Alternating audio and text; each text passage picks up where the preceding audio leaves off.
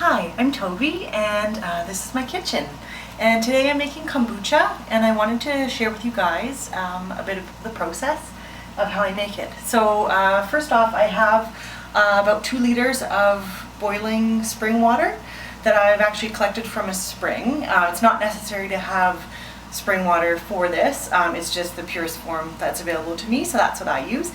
You could also use tap water. If you do, you want to just let the chlorine evaporate so that it doesn't get into your water, and since chlorine's antibacterial, it can kind of mess with your SCOBY, so you don't want to do that.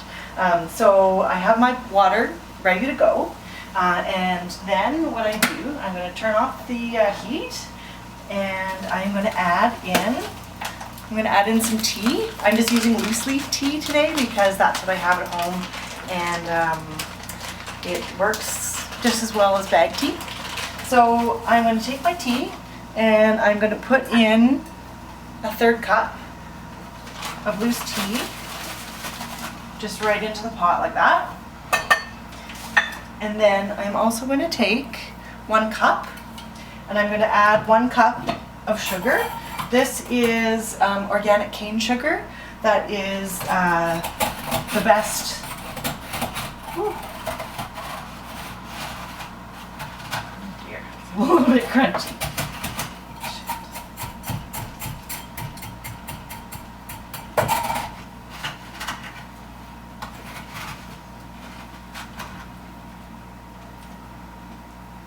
Okay, so I'm going to take 1 cup of my organic fair trade sugar, and I'm going to add that into the pot just like that.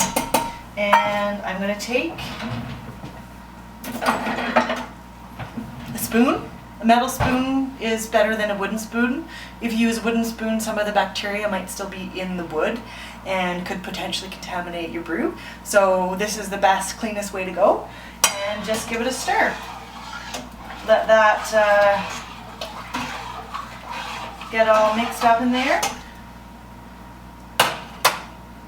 And then I let it cool. I let it cool until it comes to about room temperature. And then after that, we'll add the SCOBY. So let's check back when it's cool.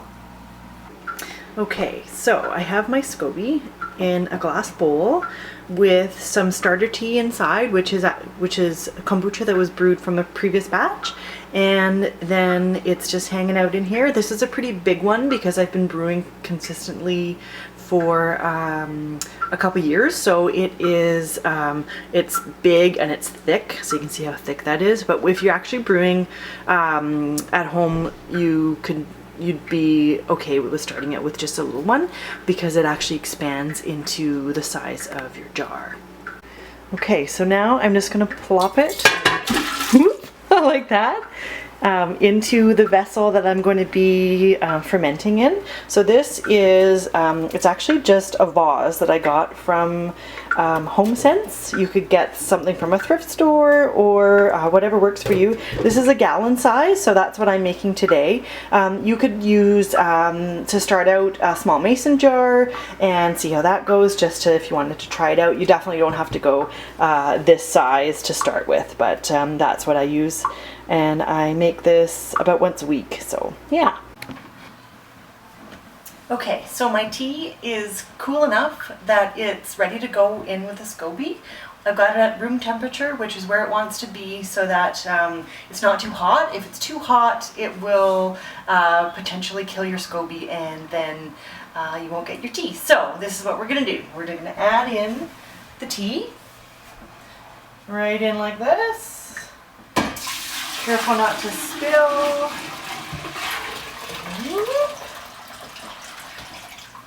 There we go. And then to make sure that you don't get any fruit flies or anything funky in your tea while it's brewing, you want to put something on top. So what I have here is actually just what was a pair of pantyhose.